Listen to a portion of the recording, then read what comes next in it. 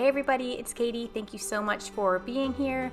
Today I decided to pull out my art journal, which I'm really excited about, and I thought it would be helpful to walk you through my 3 steps that I do with every bit of collage work that I do. Before I get too deep into this, please know that I'm having some issues with my camera holder, which is why the video appears a little shaky every now and then. I am working on it, and hopefully by the next video I will have that figured out.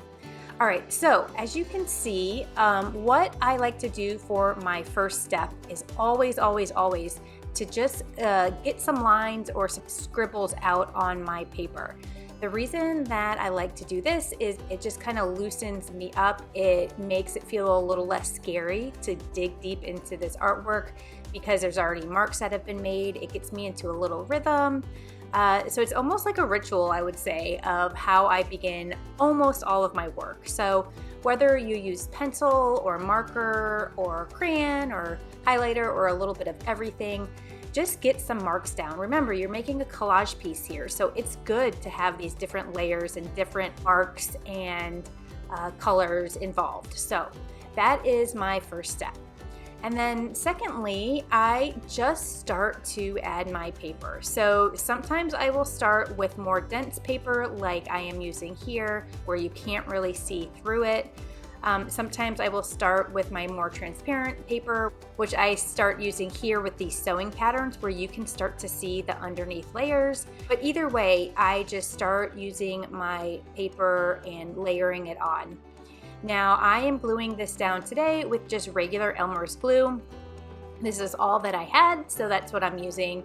And I'm just working in my art journal here, so I don't mind using more of a basic kind of glue. It does the trick, and it does actually quite well. So as you can see, I'm pulling out now my more transparent layers that I've already created. And this is where I really love seeing the layers come to life here, because you can see what's going on underneath the paper, but also adding these bright colors on top really makes a nice contrast with my work. If you'd like to see how I created these transparent pages, I will link the video above right here. And there's really no rhyme or reason with where I am placing the paper. I talk about this a lot, where I'm just kind of following my intuition, seeing what feels good, and just telling myself there's really no wrong way to do this. So this is, again, just my art journal.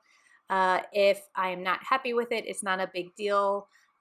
It's just me creating artwork with no pressure and having fun while doing it. So sometimes I'll lay these pages out all over the place and then glue them down. Sometimes it takes me a little while to find the right placement for what feels good to me. So just play around and use your own kind of method with that. I also like to flip my page around when I can. I think it's really helpful to get a different perspective of what you've already put down, and it just creates a different vision or approach to what you've already been working on. So I encourage you to give that a try if you're up for it.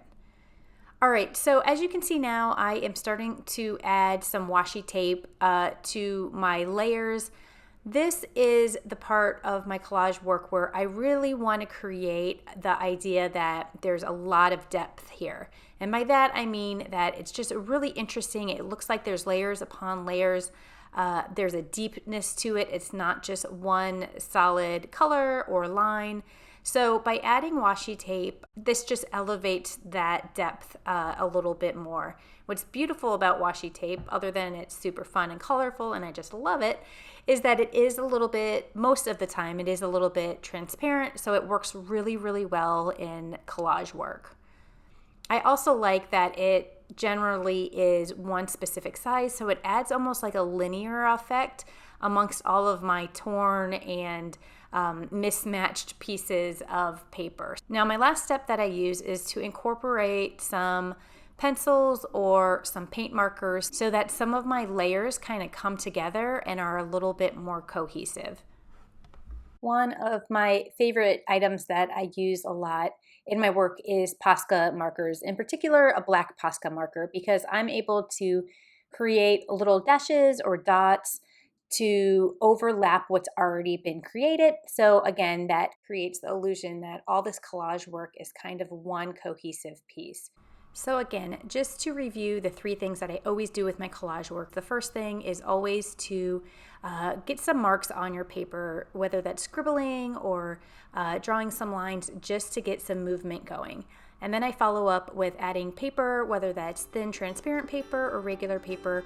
That is the core of my work. And then I follow up with these little details, whether it's a Posca pen or paint markers, and I just do some marks on top of the layers that have already been glued down. And all these steps together will create a really colorful, interesting collage piece that you can just make your own and add your own style, use your colors that you like to use, and see where it takes you. So as always, thank you for watching, and I will check in with you guys soon. Cheers!